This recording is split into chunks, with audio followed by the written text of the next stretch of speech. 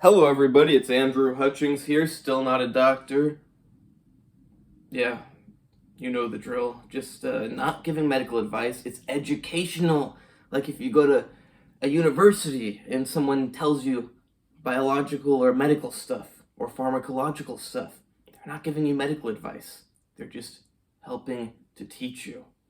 Or you can say, I'm consolidating medical information, putting it all in one place, along with my opinion. And this video is about an often overlooked reason why it can be healthier to stick with natural substances, natural plants that have psychoactive or biologically active substances in them over synthetic molecules. So most people, I don't know most people, but a lot of people think, oh, it's all natural, it's way better for me than that synthetic drug. Well, actually, no, if you had a pure synthetic drug that's very well known, and you know the things it turns into in the human body, and those are also well studied, and it's not bad for you, well, then it's not bad for you. Everything is probably a little bit bad for you in one way or another. The point is, if you know what the molecule is, you know what it turns into, and you know that those things do not have special harmful effects, well, it's not inherently bad for you just because it's synthetic. The plant has the same problem. Actually, you could say you can run into even more problems because there's such a wide array of different things in it that it'd be very hard to study every single one and what they all turn into, and then study all of those metabolites. So yeah, that was not the idea of the video, but that is a good reason to choose synthetic over natural. But the other reason, hold on, I gotta remember what the reason was.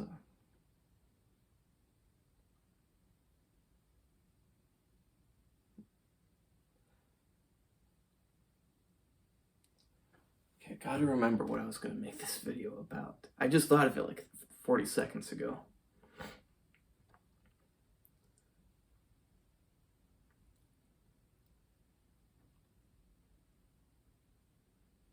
Okay, well, I don't remember the original thing, but I remember the second part that I was going to toss in here, so I'll toss it in here now, and then I'll toss in the original idea later.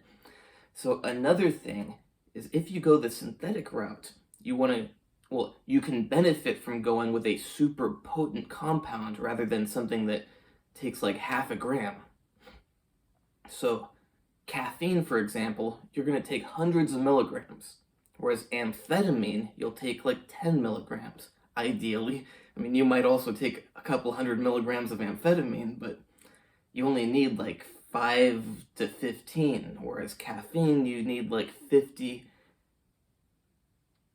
to 500. I would not have 500 milligrams of caffeine, but I think that's like how much some people drink in their energy drinks. But why would you want something that's super potent? Because all chemicals, you can purify them very well, but let's assume these are not U.S. pharmaceutical grade pharmaceuticals, that they are made in China or India or Ukraine or just some guy's garage down the street. Now, even if he's a really smart guy, if he doesn't have all the resources available to him, he probably can't purify the things to be like 99.99% pure. So let's just say, for the sake of this conversation, that your substance is 99% pure.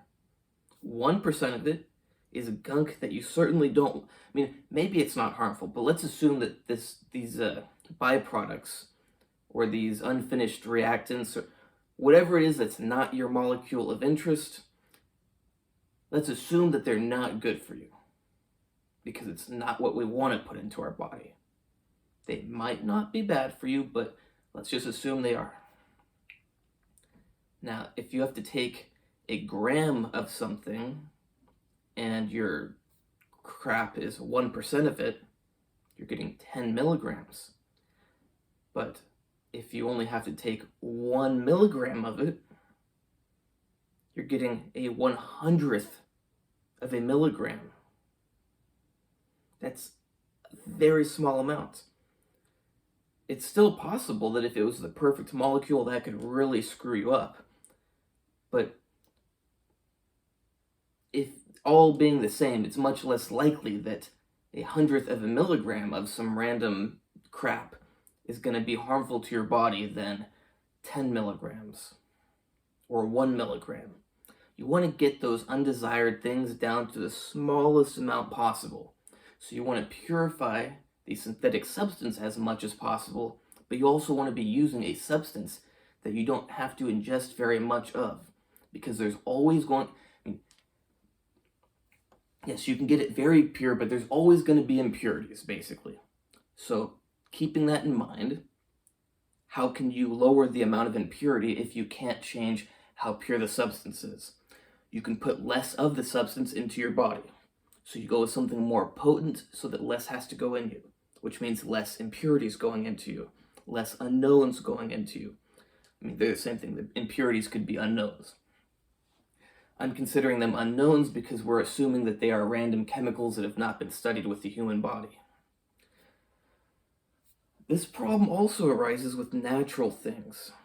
When I thought up this idea like 40 seconds before the video, it struck me that, oh yeah, things aren't so natural actually. So even your coffee, I don't know if there's any regulations on coffee or whatever, but it's grown somewhere, I think in South America, and who knows what kind of pesticides or what else they put on it. I don't know what you do to grow coffee.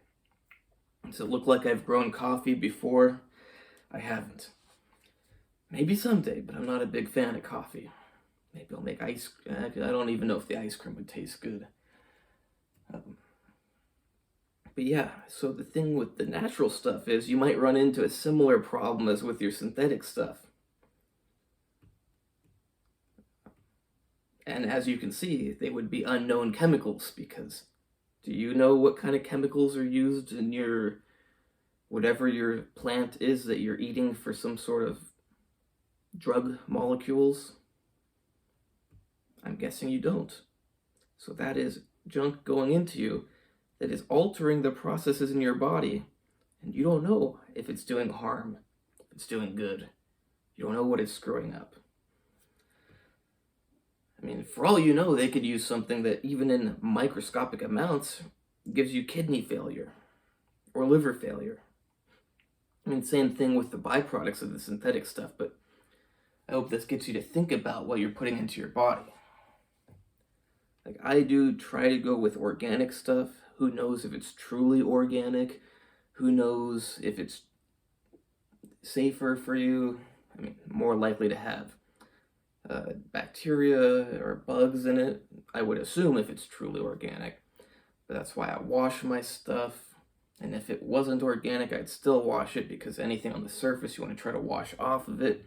So you want to wash it with water, then you want to wash it with some sort of soapy type thing and with water, because things that can dissolve into water, there could be a lot of things on there, and they're not all going to dissolve in water. But some will dissolve in the water plus soapy stuff. And some that will dissolve in the water plus soapy stuff that won't dissolve in that could dissolve better in just water. And I do try to get like hard-hitting water hitting my stuff to kind of knock the stuff off, and I move it around a lot, hoping that it's rubbing against the thing will help rub more of the molecules off. I mean, if it was like an orange, I would rub it with my hand. It could seem overkill, but who knows what's on your food besides bacteria? Could be super harmful chemicals. So obviously you can't wash your synthetic I mean, you could wash them. You're probably not going to. But like, if you knew the solubility of your synthetic chemical, let's say that it's not very water soluble, like at all. So let's say it's a steroid. You could get your coffee filter out, put it on a cup, fold the edges over, put a rubber band around it, pour your steroid powder on there, and then wash it with water. I mean, if you had like a cylinder, you could probably just put the filter on there, put your steroid powder on there, and run it right under the sink. Just let the water go through, because you're not going to dissolve your steroids in water. Unless, I mean, maybe you'll dissolve a little bit of them if you have like really hot water for a really long time, but cold water, short amount of time, most certainly not. You could probably even wash it with some sort of alcohol, because things that you can wash away with water are not all of the things that could be there. Some of the things could only dissolve in alcohol, some of them could only dissolve in ether, some of them could only dissolve in hexane. You don't know what they're soluble in because you don't know what they are. So yeah, this video is going on to talk about more stuff than I intended, and I still don't remember what I was originally going to say. But I hope you enjoyed hearing about all this, and I do recommend you take every step to limit the amount of unknown, potentially harmful chemicals entering your body. So you could say that step 1 would be find something that is as potent as possible for your particular needs or desires. Step 2, I put this as step 1 because first you have to find the thing to get it. And then step 2 would be to wash it. So look into its solubility or do your own solubility tests. It's not that difficult. And then find solvents that it's not very soluble in or not really soluble at all, and wash it with those solvents. Now, of course, and this is common sense, I didn't even think I needed to say it at first, but I know not a lot of people have common sense, is do not ingest it with your solvents on it. So wait until you evaporate them off or something to ingest it, because you don't want to ingest. I mean, if it's just ethanol, who cares? But if it's hexane or acetone, I don't want to ingest that. I mean, you could ingest some acetone, but why would you want to?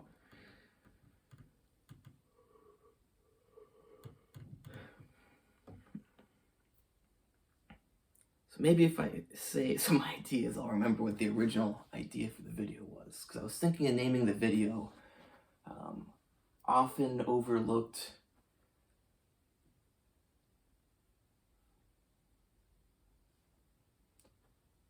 Overlooked benefits of going all natural, but the video took a U-turn because we realized that even natural things have unknown byproducts. Well, I say that because they're not the byproducts of the chemical synthesis, but they are unknown chemicals like pesticides, who knows what people put on it. I mean, you may also get weird stuff you'd never suspect, like you might get gasoline dumped on it, because no one that's intelligent would put gasoline on their plants. But out in South America, I mean, I don't think they want to waste their gasoline. But say, okay, so it's not gasoline, it's random chemicals from some factory down the street. And they might just dump it in the field. They might have their pipe just go directly to the field. And I mean, it's not very smart for growing your crops, but it's a good way of getting rid of your chemicals. So you just gotta think, what do they care more about, their chemicals or their crops? Or do they find it? Who knows what they do? Who knows what's on your stuff? Even if it's grown in your home country, even if it's grown down the street, if it's not grown in your backyard or somebody that you trust very much, you don't know what's on it. So it's kind of just as risky as using synthetic chemicals. So yeah, like local, organically grown, probably your safest bet. But even then, remember that in a plant, there's lots of chemicals in there that we don't know what they are. We don't know what they turn into. We don't know what they do. We don't know what the things they turn into do. So say you were gonna have, you wanted to go on a psychedelic trip because you started learning about Timothy Leary and LSD. But then you heard about mescaline, which is in cactus. Oh, it's all natural, the cactus. So what would be a smarter thing to go with? LSD, which is active at less than a milligram. Like, you could take 200 micrograms, 0.2 milligrams of it.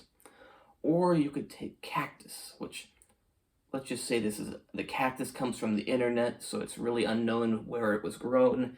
You don't know what's on it. I mean, LSD also, you don't know what's on, but let's assume it's actual LSD, not some random chemical. but we don't know how pure it is. Well, if there's only 200 micrograms total material in there, 0.2 milligrams, there can only be so much impurity. That little amount of impurity there is probably a lot less than the stuff in that cactus. And that's not even okay, so I just said in the cactus, but I really meant on the cactus. But you could wash the stuff that's on the cactus. But now going to the stuff that's in the cactus,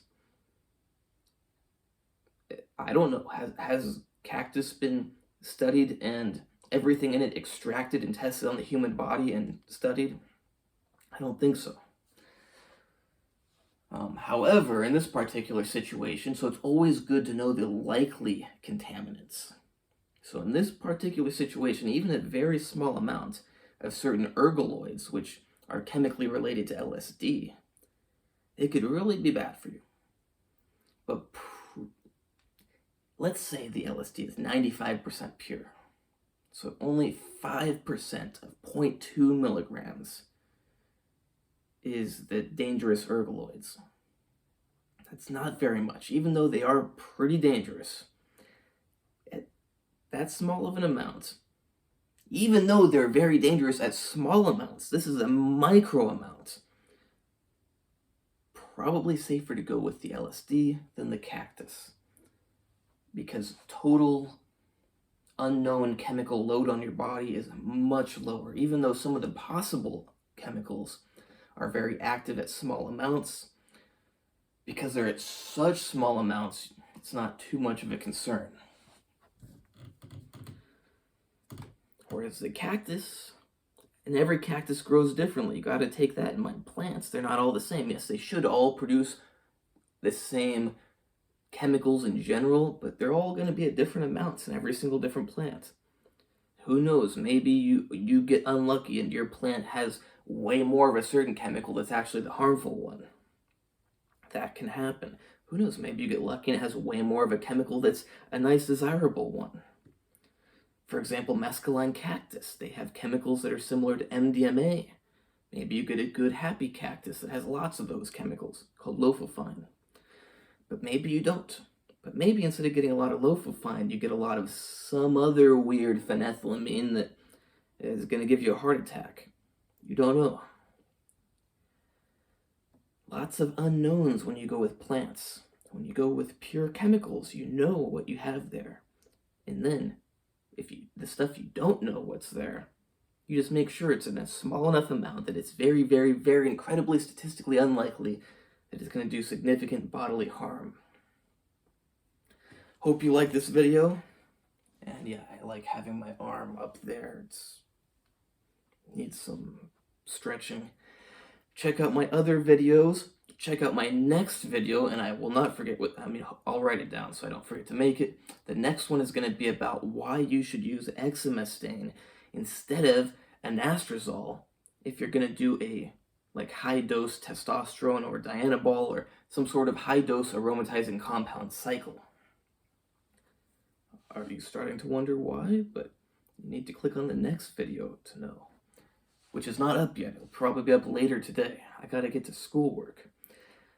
Hit the like and the subscribe and comment. Type whatever you want. Do whatever you want. But make sure you hit those buttons. Help me out. And my website, which is always up and then down. It's not done yet, but it's andrewhutchings.org. And my Instagram is natural_true_fitness. You can hire me for training. Hire me for diet, supplement, not medical. Just anything that's close to medical, but not actually medical advice. Accidentally blurting out medical information in your nearby vicinity. You can hire me for that. Writing it down and accidentally sending it to you. Hire me for that. Giving you medical advice. Can't hire me for that. Educating you on medical processes and facts about the human body and how things interact with it, how diseases progress and how to stop them from progressing, but not medical advice. What else? Yeah, just check out the other videos, like, subscribe, hire me for something, I'll make sure you get good. Oh, my book on tendinitis. That will be published as soon as I mean, the book's all done. My disclaimer is okayed, but I gotta get my stuff onto the online thingy so that it comes out in the book form.